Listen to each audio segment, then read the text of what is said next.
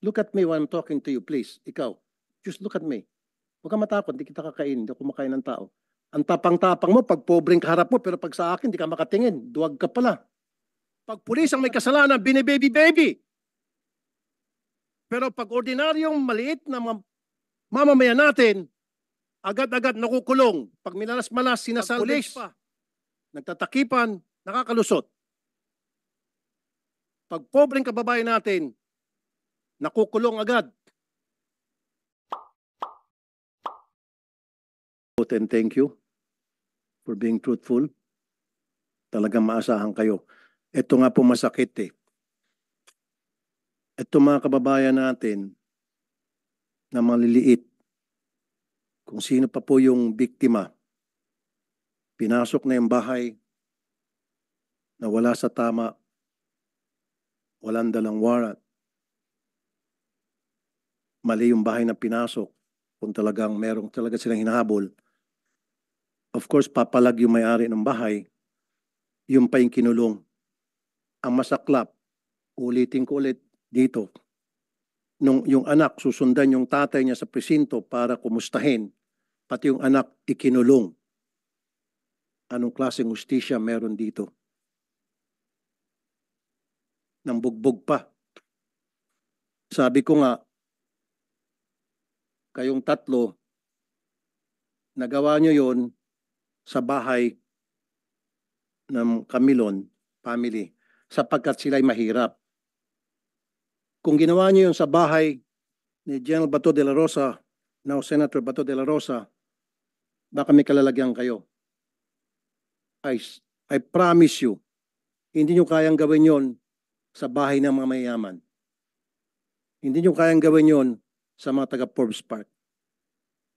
Or maski na sa mga wala sa village na mga bahay na mayayaman. Hindi nyo kayang gawin yon. Look at me when I'm talking to you, please. Ikaw, just look at me. Huwag kang matakot, hindi kita kakainin, hindi ako kumakain ng tao. Ang tapang-tapang mo, pag pobreng kaharap mo, pero pag sa akin, hindi ka makatingin. Duwag ka pala. Napakaduwag mo. Ang kaya mo lang mga pobre. Titigan mo pa siguro hanggang sa matulak, pero pag kaharap mo ako, takot ka. Bagbuntot mo. Subukan nyo gawin yun sa mga bahay ng mga mayaman. Hindi. Baka naratat na kayo. Nagagawa nyo yun sapagkat alam nyo walang kalaban-laban mga yan. And I have witnesses na dati nyo nang ginagawa pala yan. At kinukonsinti kayo na inyong chief of police. Pinasibak ko, ibinalik. Anong klaseng hustisya meron tayo sa Pilipinas? Pag pulis ang may kasalanan, bini-baby-baby. Pero pag ordinaryong maliit na mamamayan natin, agad-agad nakukulong. Pag minalas-malas, sinasalvage pa. O matatagpuan na ng patay at nagbigti kuno. Bakit ganito ang hustisya sa atin? Pag pulis, nagtatakipan, nakakalusot. Pag pobreng kababayan natin, nakukulong agad. Yung mga karapatan, tablado. Nabubugbog pa. Ngayon, nasibak nga itong si Chief of Police dahil sa mga lapses na binanggit ko, ibinalik. Siguro, Mr. Chair, patawag natin si Chief PNP sa next hearing kung pwede, Mr. Chair. Yes, we will do that, Senator Tulfo.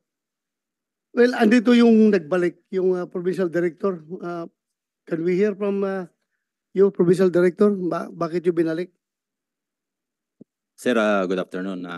Naibalik namin, sir, based doon sa appreciation namin doon sa investigation that yung participation niya lang is yung sa radio interview na sinabi niya nga na nakabonet. So, with that, sir, yung appreciation namin, wala naman siyang kinalaman doon sa nangyari doon sa ground, kundi yung lang ang interview. So, ibinalik namin, sir. Yun lang yung recommendation namin, sir. And it was approved by the regional director, sir. Then, pwede ba natin patawag regional director? Alam niyo ibig sabihin ng command responsibility, ano po? You understand that, right? Yes, sir. So, under the command of responsibility, may pananugutan ito sapagkat pinapayagan niya ang kanya mga tao na palaging pag nag-raid ng bahay ay nakasibilyan at nakabonet at walang suot na body cam. So how's that for a command responsibility, Colonel Relly Arnedo, sir? Sir, uulitin ko sir, yung investigation namin kasi, yung presence of the police doon sa area is to validate the information. No sir, pakisagot lang po yung tinatawag na command responsibility. Yung estilo ng kanya mga bata under his command, these three people, these three policemen, kapag nagsiserve ng warrant, nakasibilyan, nakabonet, nakachinelas. Your Honor, Senator Tulfo, hindi pa pala ito nakapag-out. Comsec, please administer the out. Yes, sir. Sir, Before we kindly continue. stand up, please. Please raise your right hand. Do you swear to tell the truth, the whole truth, and nothing but the truth in this investigation, sir? Thank you, sir. Please take your seat. Colonel, ulitin ko. Mga pulis ninyo, nag-grade ng bahay, nakasibilyan, nakabonet, walang body cam. May lapses doon. Ngayon, sino ang boss nila? Sino ang superior nila? Of course, the chief of police, sir. Exactly. So doon ba sa mga binanggit ko, may pagkukulang bang mga pulis doon? May lapses ba doon? Sir, kung yung pagpunta nila doon, sir, is not part on the procedure. No, yung bawal yun, procedure sir, po, bawal. yung procedure na sila ay nakabonet, walang body cam, nakasibilyan, hindi man lang nakasuot ng tsapa na pulis, kahit na sabihin natin wala ng warrant, at least man lang may ID na makikita na pulis sila. Kaya nga nagkaroon ng komosyon eh. Kasi akala nung mga ng Camilon family, mga akyat bahay. But anyway, so yung procedure na yon, was the procedure violated? Yes or no lang? No, sir, no, sir. The procedure wasn't violated? Yes, sir, yes. Pwede No. mag-grade ng walang body cam? Depende, sir, kasi hindi raid yung pinuntahan, sir. Kaya mag-serve ng warrant, walang body cam, okay lang na nakabonet? Pwede, sir, kung covert operation kasi yun, sir, yung nakita namin doon sa report. It is not a covert operation. They are trying to serve a warrant, Colonel Arnedo. Sir, walang warrant nung pumunta sila doon, sir. Based doon sa So wala silang warrant. Yes, sir. Okay, bingo. Nung last hearing, sabi niya walang warrant. Sinabi dito na merong warrant, na walang warrant. So kung walang warrant, you're saying it's a covert operation, but they're insisting, napahingan sila ng untong hininga. Wait a minute, Colonel, let me finish. Huli ka na. Baka pati ikaw, paparelieve ko. Yes, sir. Makinig ka.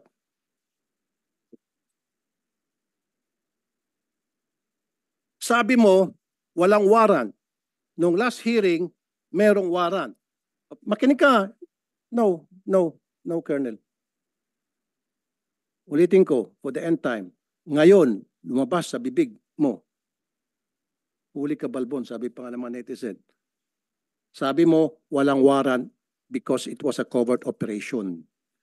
Ang sabi nila di sa hearing, matatanda mo, Chief Senator Bato, may dala silang warrant and they were serving that warrant.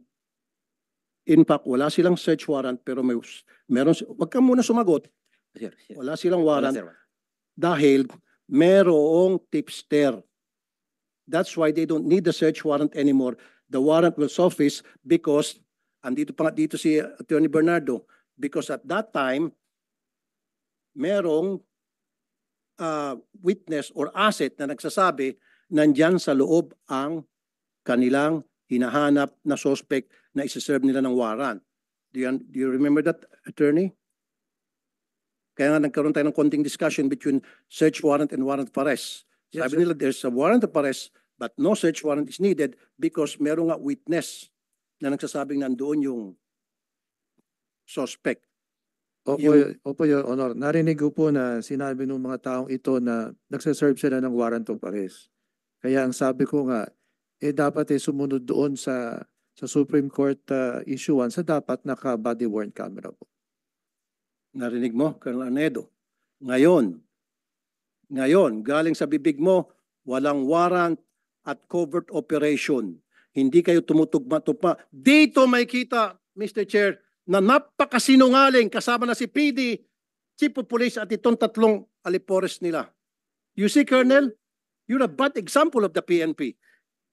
Your Honor, Senator Tulfo, klaruin mo natin. Yes. May warrant o wala? Sir, may warrant, sir. Pero Oh. yung sinasabi ko, sir, nagbabalidate nga doon sa ano, sir, yung Chief Intel, walang dalang ano doon, pero nagbabalidate nga. Pero But meron there's a existing warrant. warrant yung subject. Mayroon, sir, Hindi meron lang pa. nila bit-bit yung Yes, warrant. sir. Yun ang ibig kong sabihin, sir, na hindi lang nabitbit yung warrant because they are validating Chief Intel po yung nandun, sir. Klaruhin natin, covered ng warrant yung Yes, subject sir. na hinahanap nila. Yes, sir. Hindi lang Covered nila ng warrant. bit-bit yung papel. Yes, sir. Oh. Klaruhin mo Then, pag... kung walang warrant, dapat di kayo pumasok. Sir, actually, sir, hindi sila Alam- pumasok, sir. Sorry, Hindi sila pumasok. sorry po, Chief. Doon pa lang nagkaroon ng inconsistencies. I'm sorry, Chief. Yes. Parang nabibaby to eh.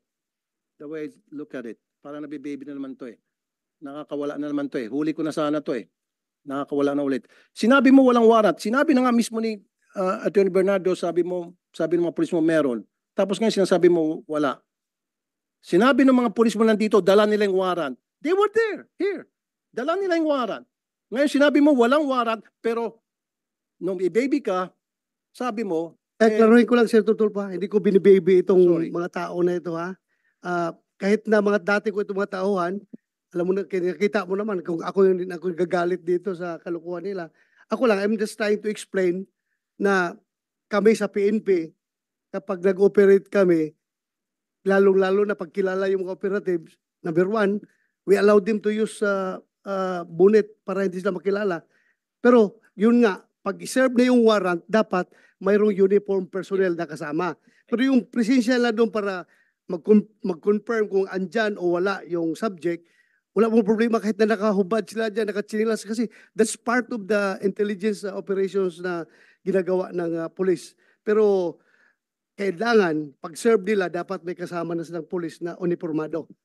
kasi So, yes. my line of questioning will lead to the fact that these people are lying dahil sa kanilang pagsisinungaling, meron tayong biktima na nakulong. Biniktima pa for the second time. Kasi nga po, Mr. Chair, yun yung gusto kong matumbok dito na yung Camilon family, they were victims. Pumasok sila, mali yung procedure na ginamit nila. Hindi kami, Vicente. Sorry. Vicente. Sorry, itong Vicente family, excuse me. Maling procedure. Kahit na sino ba naman, Mr. Chair, nakabonet, may pumasok na mga tao, of course, papalag, magkakaroon ng tulakan. And based of that, ginamit ng mga pulis na ito para kasuhan sila ng Assault bang kinaso nyo? direct assault to Direct personal assault? authority. Hmm. Biniktima mo na nga, winalanghiya mo na yung karapatan nila, pagkatapos kakasuhan mo pa, nakulong po sila, Mr. Chair. Nagpiyansa lang sila. In fact, ako mga nag-abono ng piyansa nila. Taawa ko.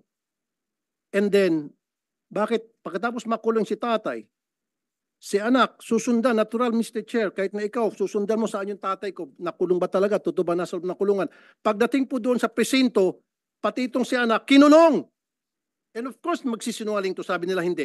Kaya nga, doon pumasok yung gusto ko sana, Mr. Chair, ipalay detector test sila kung sino nagsabi ng totoo. Ito ba, ang grupong ito, o yung grupong doon sa complaint natin. Pumayag sila, pareho. Nag-lie detector, umatras to, itong mga pulis na ito, nag-go ahead itong mga complainant, and they passed. Kaya nga, klaruhin natin na as far as this committee is concerned, and as far as public opinion is concerned, talo na kayo. Kayong mga pulis na umatras. Kahit na, yes, we understand that. It is your constitutional right na umayaw dyan sa lie detector test. Karapatan nyo yan kung ayaw nyo. Pero we are talking here about public opinion. Talo na kayo. Pati sa committee na ito. Mas naniniwala ang committee dito sa proven true lie detector test na hindi nagsinungaling. Kasi pinag-usapan natin last hearing was your word against their word. So, para to establish kung sino nagsasabi na totoo, sinachalis namin kayo ng lie detector test. Ngayon, kumasa sila. Kumasa. Kayo, kumasa. But later on, umatras. Hindi namin kini-question yan. That's your constitutional right. But, as far as this committee is concerned, nakikita talaga namin, hindi naman kami, kahit kayo, pulis kayo. If you were in our shoes, kung kayo ang membro, chairman ng committee na ito, sino pa paniwalaan nyo? Yung nag-volunteer ng lie detector test? pumasa o ito nag-volunteer tapos umatras? Alam nyo, masyadong mahalaga yung word of honor pagdating sa Pilipino. Pag sinabi mong, yes sir, magpalay detector test ako, tapos later on, atras ka, malaking bagay yan. So sa ngayon, as far as this committee is concerned, ito, impression of this committee favors the accused talaga. Ito mga pumasa sa lie detector test. Kayo, dadalawang isip kami sa inyo, maniniwala dahil nga, umatras kayo. So, yun lang kasimple. Kaya dapat, huwag kayong padalos-dalos. Huwag kayong padalos-dalos sa ginagawa ninyo. Hindi maganda yung ginawa nyo na pumayag kayo tapos umatras. Again, as I've said, it is your constitutional right. Hindi namin kayo pwedeng pilitin. Pero, sino ngayon ang talo? Kung totoo sinasabi ninyo. Kahit na sabihin nyo, totoo yung sinasabi nyo ngayon, talo na kayo from the start. Dahil nga, umayaw kayo, umatras kayo sa lie detector test. Ito ngayon sila, halimbawa, granting lang, very remote possibility na nagsinungaling sila. Pero, pumasa sila sa lie detector test. Granting lang ha, granting na nagsinungaling sila. Hindi ko sinasabing nagsinungaling sila. Pumasa sila, hindi sila umatras. Kanino maniwala ang tao ngayon? Di ba? Sa kanila. Proven sila na hindi nagsinungaling. Dahil wala silang rason na umatras. Kasi alam na, nagsasabi sila ng totoo. So ngayon, ano na ngayon ang tingin nyo sa sarili niyo kapag ganun? Yeah, go ahead. Mr. Chair, I think it's not a question of public opinion. I think it's a question of these people doesn't have respect dito po sa Senado. I'm just citing public opinion kasi lahat tayo naman. Opo. Marami nagsusubaybay dito Mr. sa Chair, ating hearing. I agree with you. Pero Kasi- the legal aspect is beside Yeah, that. Kasi issue. Mr. Chair, kung matatandaan mo, in fact, we waited for several minutes, almost half an hour or so, na binigyan natin sila ng pagkakataon makausap yung counsel, yung lawyer. Nag-usap-usap sila dyan banda. Hindi natin sila pinilit, Mr. Chair. Walang pumilit sa kanila. Silang kusa nagsabi, yes. Inulit mo pa ata yun, if I'm not mistaken. Are you sure, sigurado ka, etc., etc. Maging si Senator Tolentino, if my memory serves me right, ganun din.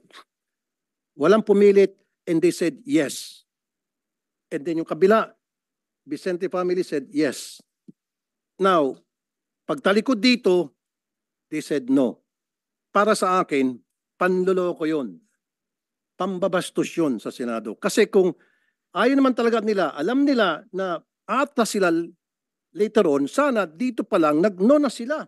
Hindi naman sila pinipilit eh. They know in their hearts, they know that, Mr. Chair, na paglabas dito Senado, magno-no sila. Alam na nila yun. Kailan dito, sa harap natin at sa harap ng publiko, pinalabas nila na sila ay mag-iya sapagkat wala silang tinatago. Yun yung point ko doon, Mr. Chair. Na para wag na silang tularan, dapat ipa-show cause sila later on kung bakit hindi sila ma-cite in contempt. Kasi they could have just said no. Hindi natin sila pipilitin, Mr. Chair. Remember?